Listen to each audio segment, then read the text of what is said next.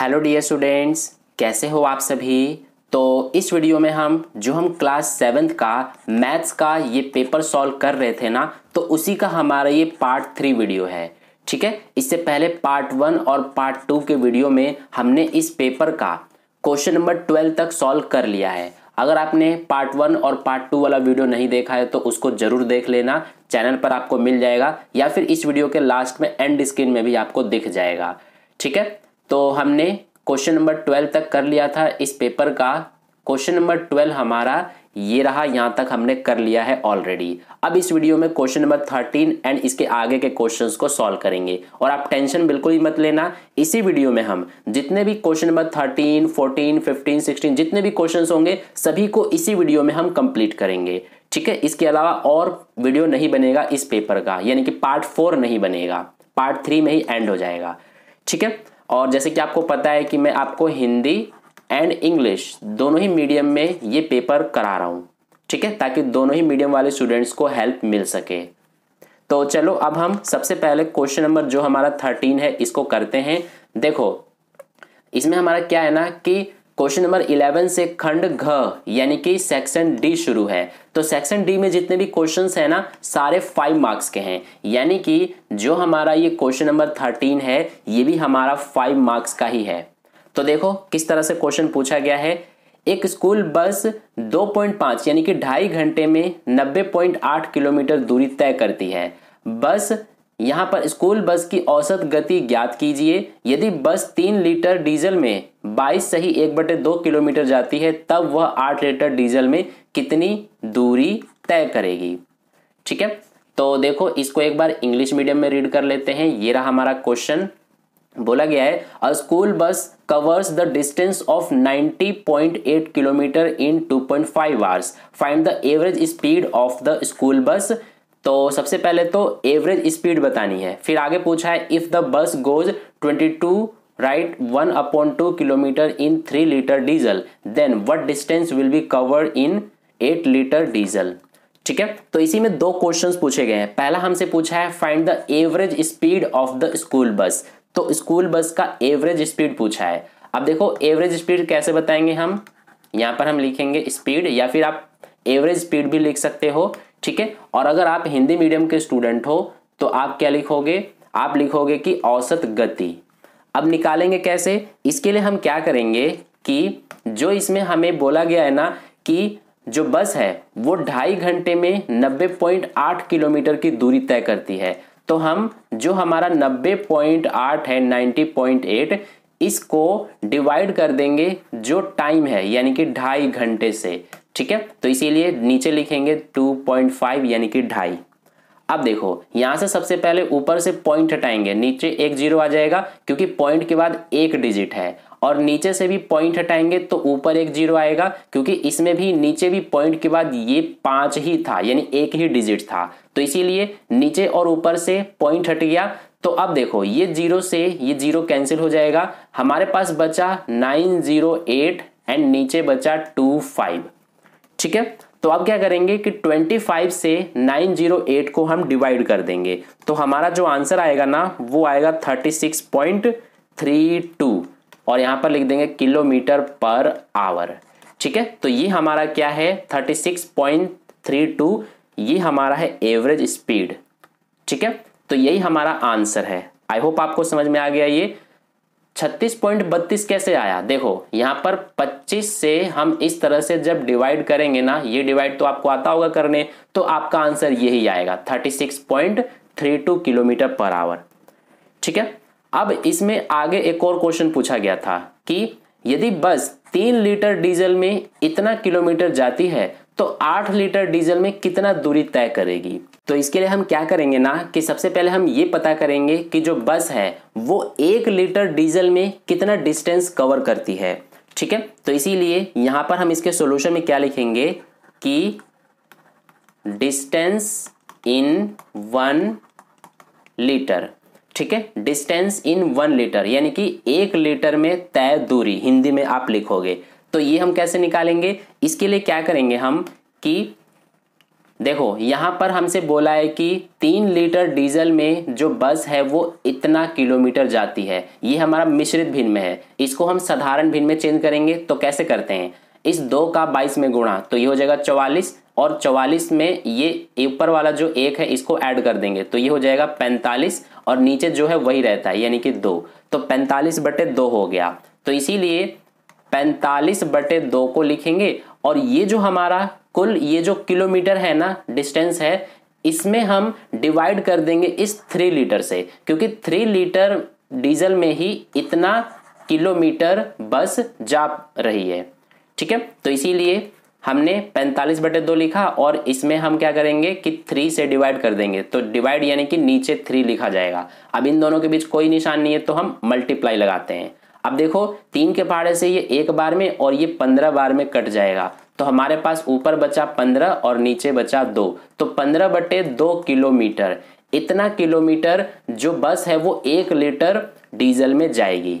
ठीक है, अब हमसे क्या पूछा है कि 8 लीटर डीजल में कितनी दूरी तय करेगी, तो हम क्या लिखेंगे आगे कि डिस्टेंस इन 8 लीटर।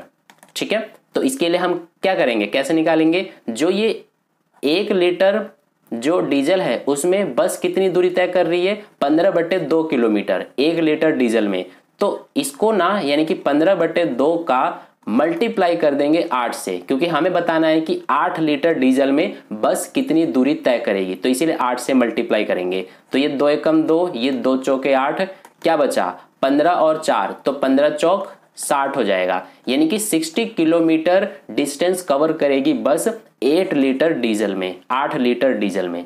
ठीक है, तो यही हमारा आंसर है 60 किलोमीटर। आई होप आपको समझ में आ गया अच्छे से। अब इसके बाद देखो इसी में अथवा में भी क्वेश्चन दिया है, ये रहा अथवा वाला क्वेश्चन। एक बाल्टी में 180 लीटर पेंट है, एक छोटे डिब्बे में अधिकतम 1/4 लीटर पेंट भरा जा सकता है। ठीक है, तो इसमें 2 क्वेश्चन पूछे गए हैं। फर्स्ट ये रहा कि 25 छोटे डिब्बे भरने के बाद बाल्टी में कितना पेंट बच जाएगा, और दूसरा ये रहा, इसको एक बार इंग्लिश मीडियम में रीड कर लेते हैं। तो ये रहा हमारा और वाला question, a bucket contains 180 litre of paint, a maximum of 1 right 1/4 litre paint can be filled in a small can. तो फर्स्ट क्वेश्चन पूछा है कि how much paint will be left in the bucket after filling 25 small cans. ठीक है, यानी कि 25 छोटे डिब्बों को भरने के बाद जो पेंट है वो कितना बच जाएगा, ये हमसे पूछा है फर्स्ट पार्ट में।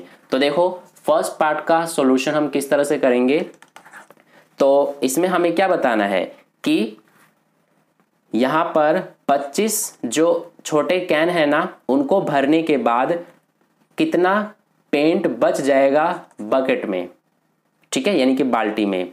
तो इसके लिए सबसे पहले हम ये पता करेंगे कि 25 जो छोटे छोटे कैन है ना, उसमें टोटल कितना लीटर पेंट आ सकता है। ठीक है, तो इसीलिए यहां पर हम लिखेंगे अपने सॉल्यूशन में कि पेंट इन 25 कैन्स। ठीक है, यानी कि 25 डिब्बों में पेंट कितना आएगा, इसके लिए हम क्या करेंगे, हमसे बोला है कि एक जो छोटा वाला कैन है ना, उसमें इतना लीटर पेंट आ सकता है। ठीक है, तो इसको सबसे पहले साधारण भिन्न में लिखेंगे, तो ये हो जाएगा 4 एकम 4 और प्लस में 1 यानी कि 5, और नीचे क्या है 4, तो 5/4 लीटर इतना एक छोटे डिब्बे में पेंट आ सकता है।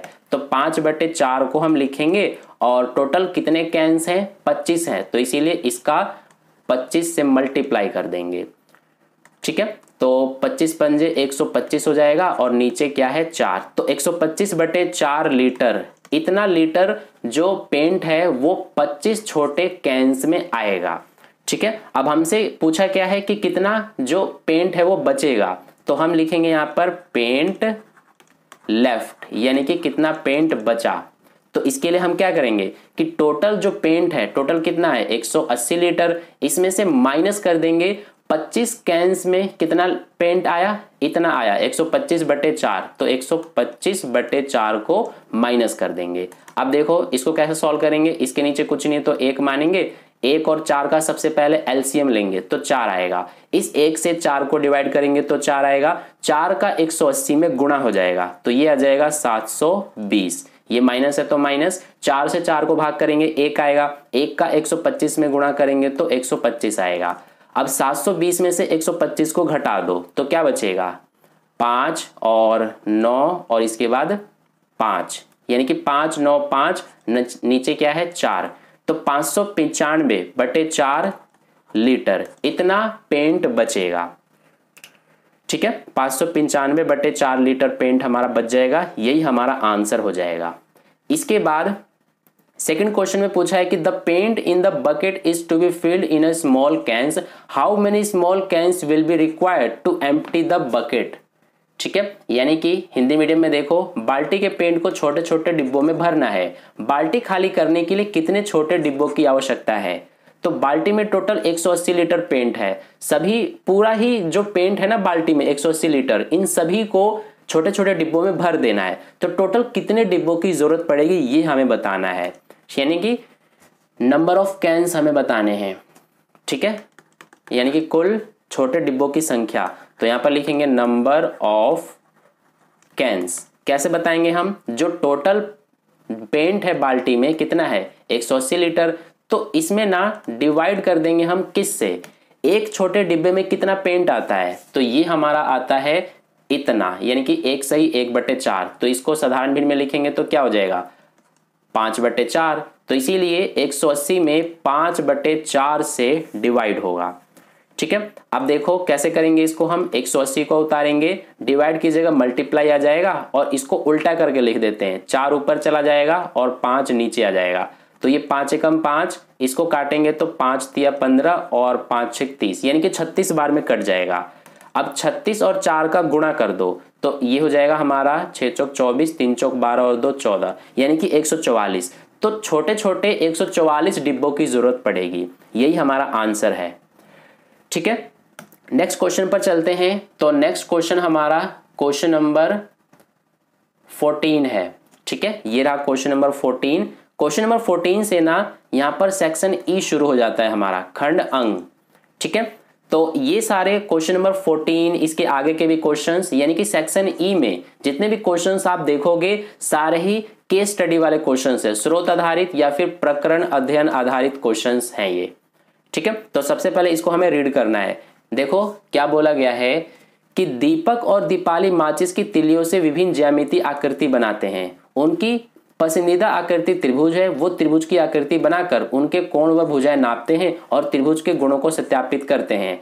अभी उन्होंने इन 3 आकृतियां बनाई है। तो यहाँ पर 3 आकृतियां आप देख सकते हो। अब फर्स्ट क्वेश्चन पूछा है कि आकृति ए में x का मान ज्ञात कीजिए। तो आकृति हमारा ए ये वाला है, इसमें इस x का मान हमें ज्ञात करना है। ठीक है, इसी तरह से इंग्लिश मीडियम में ये पूरा दे रखा है, इसको आप रीड कर लो। ठीक है, अब फर्स्ट क्वेश्चन हमारा क्या है, ये रहा first question, find the value of x in figure A. तो फिगर ए हमारा ये वाला है, इसमें ये x एंगल है, इसकी वैल्यू हमें फाइंड करनी है। ठीक है, तो कैसे करेंगे हम, देखो हमें पता है कि एक सीधी लाइन पर जो टोटल एंगल बनता है वो 180 डिग्री का बनता है। ठीक है, ये बात आपको पता होगा लीनियर पेयर के कारण। तो इसीलिए यहां पर देखो इस ट्रायंगल में ये वाली साइड 6 सेंटीमीटर और ये वाली साइड भी 6 सेंटीमीटर है, यानी कि दोनों साइड्स क्या हैं, इक्वल हैं। तो जैसे कि आपको एक प्रॉपर्टी पता होगा कि ट्रायंगल में अगर 2 साइड्स इक्वल होते हैं तो उनके ऑपोजिट एंगल्स भी इक्वल होते हैं। तो इसीलिए ये वाला जो साइड है इसके ऑपोजिट ये एंगल है, कितना है 65, तो ये 65 है। तो ये वाला जो साइड है इसके ऑपोजिट एंगल ये है, तो ये भी 65 हो जाएगा। ठीक है, तो यानी कि 65, यानी कि ये हमारा इतना और प्लस ये x, यानी कि प्लस में x लिखेंगे तो दोनों मिलकर 180 डिग्री का एंगल बनाएंगे, है ना। क्यों, क्योंकि देखो यहां पर ये पूरा हमारा क्या बना रहा है, लीनियर पेयर, यानी कि रैखिक युग्म बना रहा है, और रैखिक युग्म हमारा 180 डिग्री का होता है। ठीक है, तो इसीलिए इक्वल में 180 लिखेंगे। अब x की वैल्यू निकालेंगे तो ये 65 इधर जाकर माइनस हो जाएगा 180 में से, तो कितना बचेगा, 180 में से 65 को माइनस करेंगे तो ये बचेगा हमारा 115 डिग्री। ठीक है, यानी कि फर्स्ट जो क्वेश्चन है इसका आंसर हमारा क्या हो जाएगा, x की वैल्यू पूछी थी तो ये हमारा हो जाएगा 115। ठीक है, इसके बाद सेकंड क्वेश्चन देखो, सेकंड क्वेश्चन में क्या पूछा है कि in figure B if angle B is right angle AB 6 centimetre and BC 8 centimetre then find the length of AC। तो एसी की लेंथ हमसे पूछी है फिगर बी में। फिगर बी हमारा ये वाला है, ठीक है। तो देखो एसी हमारा ये वाला है, ठीक है। और ये जो हमारा ट्रायंगल है ना, ये एक राइट एंगल ट्रायंगल है, यानी कि यहां पर 90 डिग्री का एंगल बन रहा है। देखो यहां बोला है angle B is right angle, ठीक है, यानी कि ये 90 डिग्री का एंगल है। तो इसमें AC की वैल्यू बतानी है। अब आपको पता होना चाहिए कि जो एक राइट एंगल ट्रायंगल होता है उसमें ये जो एंगल होता है ना राइट एंगल वाला, इसके ऑपोजिट जो ये साइड होता है ये हमेशा हाइपोटेन्यूज होता है, यानी कि कर्ण होता है, ठीक है। तो इसीलिए इसका मान निकालने के लिए क्या करेंगे हम कि जो हमारा पाइथागोरस थ्योरम होता है, पाइथागोरस प्रमेय, उसका यूज करेंगे, ठीक है। तो किस तरह से हम निकालेंगे, देखो पाइथागोरस थ्योरम आपको आता होगा। पाइथागोरस थ्योरम क्या होता है हमारा, कर्ण का स्क्वायर बराबर लंब स्क्वायर प्लस आधार स्क्वायर, यानी कि हाइपोटेन्यूज का स्क्वायर। हाइपोटेन्यूज हमारा इसमें ये है AC, तो इसीलिए ये हो जाएगा AC का square equal to perpendicular square, यानी कि लंब का स्क्वायर। लंब इसको ले रहे हैं हम जो कि 6 है, तो इसीलिए 6 का स्क्वायर प्लस में क्या होता है आधार स्क्वायर, यानी बेस स्क्वायर। बेस इसको ले रहे हैं यानी कि 8 को, तो ये हो जाएगा आधार का स्क्वायर यानी कि 8 का स्क्वायर। अब 6 का स्क्वायर 36 एंड 8 का स्क्वायर 64, इधर है हमारा AC स्क्वायर। तो 36 एंड 64 को ऐड करेंगे तो ये हो जाएगा 100। ये स्क्वायर जो है ना इसको इक्वल के दूसरी तरफ ले जाएंगे तो स्क्वायर रूट बन जाएगा, इधर AC बच जाएगा। तो 100 का स्क्वायर रूट क्या होता है 10 होता है, यानी कि AC हमारा कितना आ जाएगा 10 सेंटीमीटर आ जाएगा। तो AC हमारा 10 सेंटीमीटर हो गया। ये आंसर हो गया सेकंड क्वेश्चन का। अब इसके बाद देखो थर्ड क्वेश्चन। थर्ड में बोला है find the value of x plus y in figure C, यानी कि ये जो C फिगर है इसमें x प्लस वाई की वैल्यू फाइंड करने को बोला गया है, ठीक है। हिंदी मीडियम में देखो, हिंदी मीडियम में हमारा क्वेश्चन ये रहा, आकृति C में x प्लस वाई का मान ज्ञात कीजिए, ठीक है। तो कैसे करेंगे हम इसको, सबसे पहले y का मान निकालेंगे। तो y का मान कैसे निकालेंगे, ये पूरा हमारा 180 का हो जाएगा, यानी कि y प्लस ये इतना देखो कितना दिया हुआ है, ये हमें 110 दिया हुआ है सिर्फ इतना, तो y प्लस ये 110 मिलकर के 180 बनाएंगे। तो y की वैल्यू कितना आ जाएगा 110, इधर जाके माइनस हो जाएगा 180 में से, तो ये बचेगा 70। तो y की वैल्यू हमारा 70 आ गया। अब इस x की वैल्यू हम कैसे निकालें, तो इसके लिए क्या करेंगे कि सबसे पहले हम ये वाला एंगल निकालेंगे, इसका नाम दे देते हैं एंगल 1, ठीक है। तो ये हमारा हो जाएगा एंगल 1 प्लस यानी कि ये वाला एंगल प्लस ये वाला एंगल, दोनों मिलकर के 180 डिग्री का एंगल बनाएंगे, क्योंकि ये सीधी लाइन पर बन रहे हैं, ये देखो लीनियर पेयर बना रहे हैं। तो इसीलिए 130 इक्वल टू 180 लिखेंगे। तो एंगल 1 कितना आ जाएगा 130 को इक्वल के इधर ले जाएंगे तो 180 में से माइनस हो जाएगा, तो ये बच जाएगा 50, यानी कि एंगल 1 हमारा 50 आ गया, ठीक है। अब देखो एंगल 1 हमें पता चल गया जो कि है 50, एंगल y भी हमें पता चल गया जो कि है 70, तो x हमें पता चल जाएगा कैसे, जो एक ट्रायंगल होता है इसके तीनों एंगल का सम 180 होता है। तो हम क्या कर सकते हैं कि 50 यानी कि ये वाला एंगल प्लस 70 यानी कि ये वाला angle plus x equal to क्या लिखेंगे 180, क्योंकि तीनों ही एंगल का सम 180 होता है एक ट्रायंगल में, ठीक है। अब इसके बाद ये 50 और 70 कितना हो जाएगा 120, तो 120 इक्वल के दूसरी तरफ जाके माइनस हो जाएगा 180 में से, तो x की वैल्यू क्या आएगा 180 में से 120 माइनस करेंगे तो 60 आएगा, ठीक है। तो हमसे अब पूछा क्या था, हमसे x प्लस वाई की वैल्यू पूछा था, ठीक है। x प्लस वाई ये देखो ये रहा। तो सबसे पहले हम x लिखेंगे प्लस y, यानी कि इसकी वैल्यू पूछा है, x की वैल्यू हमारा कितना आया है 60 प्लस y की वैल्यू कितना आया है 70, तो 60 एंड 70 130 हो गया, ये हमारा आंसर है, ठीक है। आई होप आपको ये क्वेश्चन भी समझ में आ गया। अब इसके बाद देखो इसी में अथवा में दिया गया है, यहां पर एक बात आपको अच्छे से मैं समझा देता हूं, कई सारे स्टूडेंट्स इसमें गलती करते हैं। ये जो केस स्टडी वाला क्वेश्चन है ना, यानी कि क्वेश्चन नंबर 14, इसके अलावा क्वेश्चन नंबर 15 और क्वेश्चन नंबर 16, ये तीनों ही आपके केस स्टडी वाले क्वेश्चंस हैं। तो तीनों ही क्वेश्चंस के लिए मैं आपको बता रहा हूं कि आपके पेपर में भी ऐसे ही होगा, यानी कि केस स्टडी वाले क्वेश्चन ऐसे ही दिए जाएंगे। ये फर्स्ट क्वेश्चन दे दिया जाएगा, फिर ये सेकंड क्वेश्चन दिया जाएगा, फिर थर्ड, लेकिन थर्ड में ही यहां पर नीचे आपको अथवा में दिया जाएगा जरूर, ठीक है, 101%। तो आपको इसमें करना क्या है ना कि ये जो थर्ड क्वेश्चन है ना, सिर्फ इसी के बदले में ये वाला क्वेश्चन दिया है। यानी कि अगर आपको ये थर्ड वाला क्वेश्चन नहीं आ रहा है, ठीक है, अगर आप इसमें फंस रहे हो तो इसके बदले में, यानी कि इसको छोड़ करके आप ये वाला कर सकते हो, ठीक है। अब इसमें कई सारे स्टूडेंट्स को क्या लगता है, क्या सोचते हैं ना कि ये जो तीनों क्वेश्चन है, इन तीनों के बदले में हमें ये वाला करना है, यहां पर अथवा में लिखा हुआ है तो। लेकिन ऐसा बिल्कुल भी नहीं करना है, तीनों के बदले में नहीं, बल्कि इसमें हमें सिर्फ इस वाले के बदले में ये नीचे वाला करना होता है, अथवा वाला, ठीक है। ये बात आप दिमाग में बिठा लेना कि सिर्फ ये जो थर्ड वाला है इसी के बदले में ये वाला दिया हुआ है, ठीक है। तो इसीलिए ये बात मैंने आपको अच्छे से समझा दिया, क्योंकि कई सारे स्टूडेंट्स इसमें गलती कर देते हैं, ठीक है। और इसीलिए ये पेपर मैं आपको सॉल्व भी करा रहा हूं। ये बात आपको शायद नहीं पता होगा, कई सारे स्टूडेंट्स को अब पता चल गया होगा, ठीक है। तो पेपर को सॉल्व करने का यही फायदा होता है।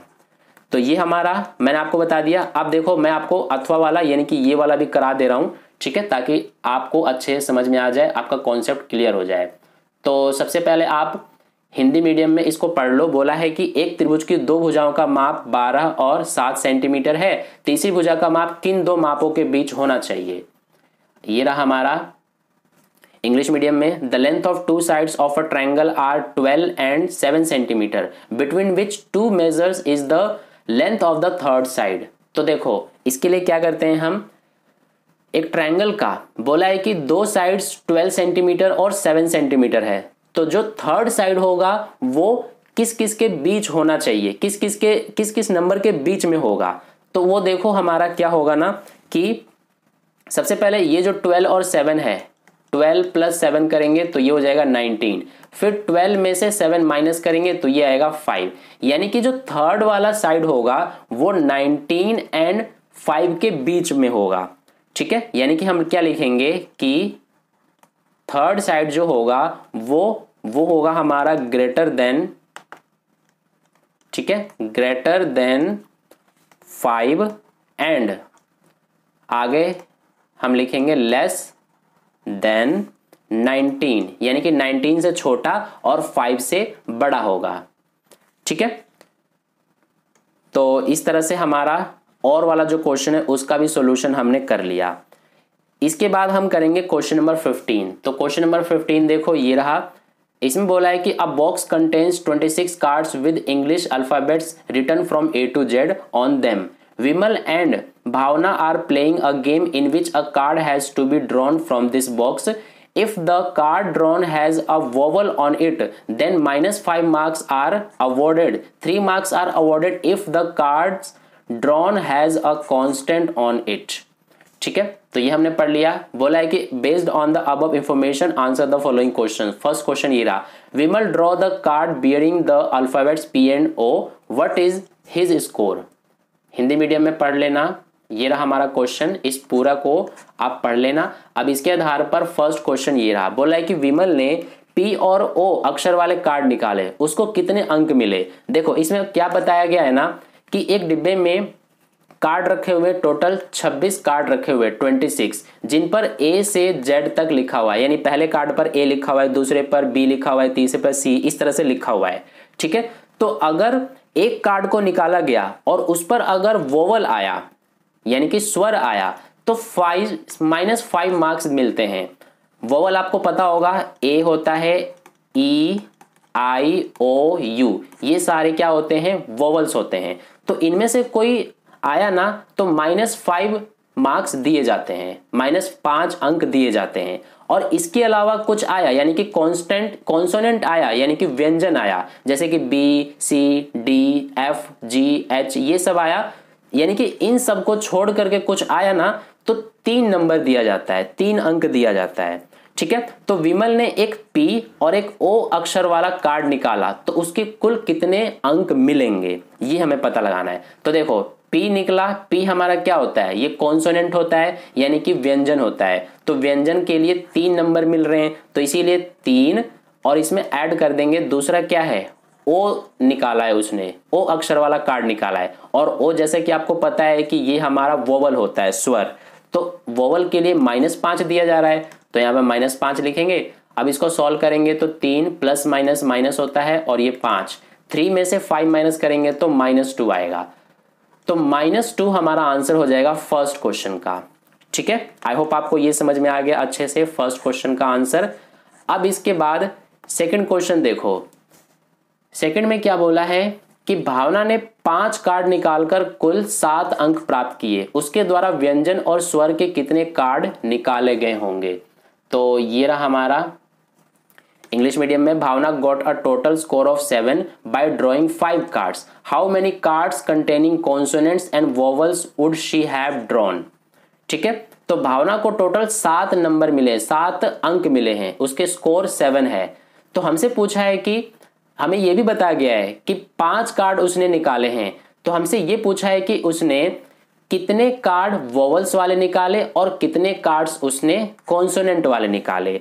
ठीक है, तो सबसे पहले हम बताएंगे कि कॉन्सोनेंट वाले कार्ड उसने कितने निकाले होंगे। तो देखो, कॉन्सोनेंट वाले कार्ड उसने 4 निकाले होंगे और जो वोवल वाले कार्ड है ना वो उसने 1 निकाला होगा।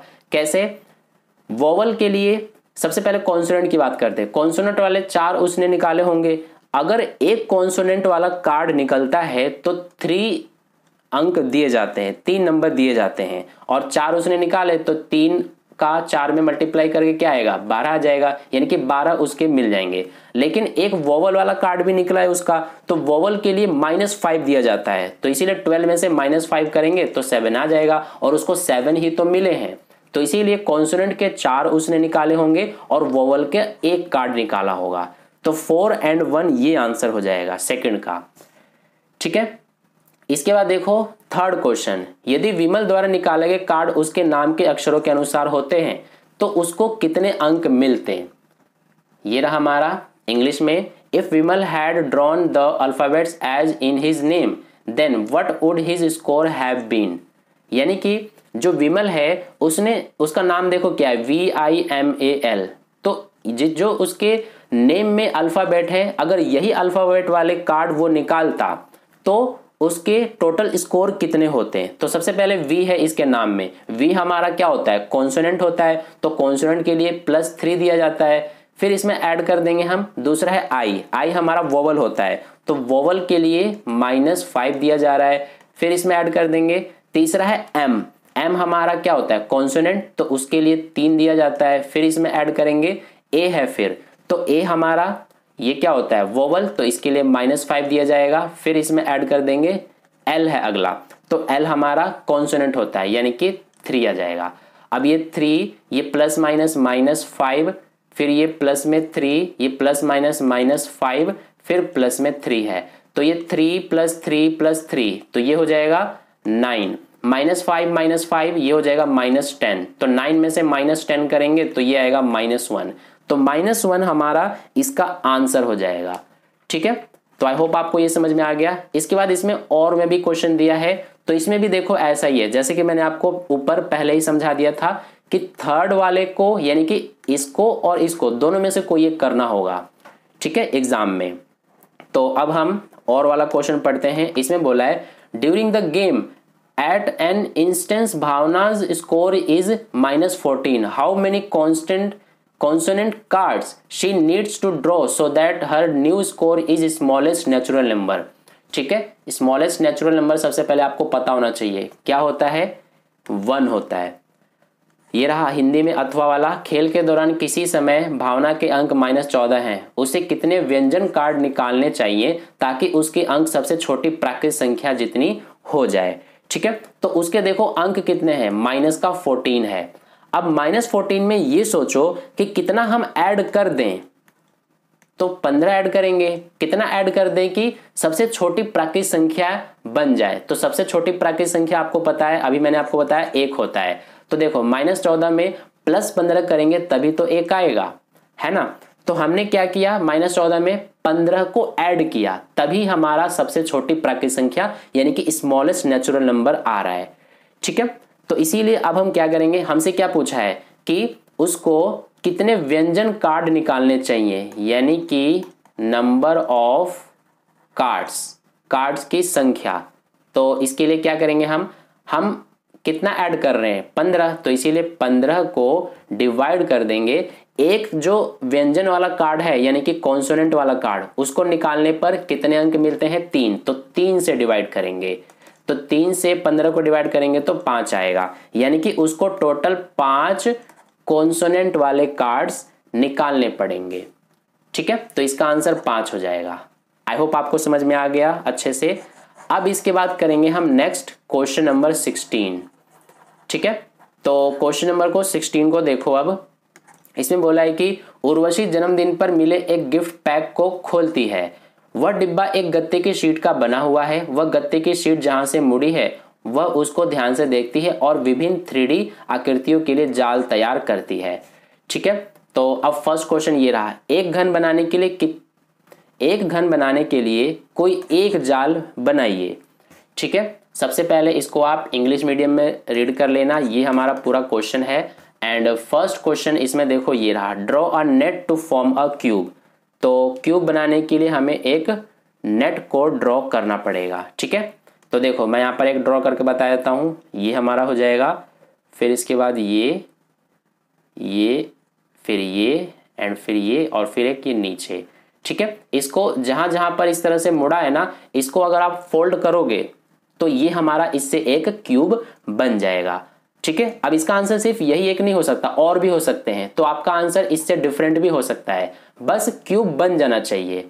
ठीक है, क्यूब बन जाए उस तरह का आपको एक नेट बनाना है, जाल बनाना है।